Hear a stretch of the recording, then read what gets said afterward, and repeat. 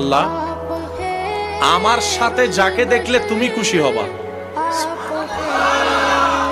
আমার সাথে যাকে দেখলে তুমি রব হিসেবে খুশি হবা, আল্লাহ তুমি আমাকে তাকে দান করো। আল্লাহ আমাকে এমন একজন জীবন সাথী দাও যার সাথে প্রতিদিন না হলেও মাঝে মধ্যে হলো গভীর রাতে ঘুমটা হারাম করে তোমার দরবারে তাহাজ্জুদের সিজদা দিতে পারবো। সুবহানাল্লাহ।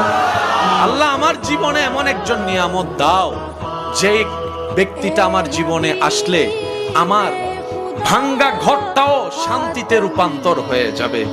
আল্লাহ আমার জীবনে এমন একজন সাথী দাও যেই সাথীর পেট থেকে, যার মাধ্যম থেকে আল্লাহ তোমার প্রিয় বান্দা আও ওয়ালাদিন সালিহিন ইয়াদউ লাহু এমন সন্তান দুনিয়াতে আসবে, এমন নেককার জীবন পার্টনার আমাকে দাও। বলেন সুবহানাল্লাহ।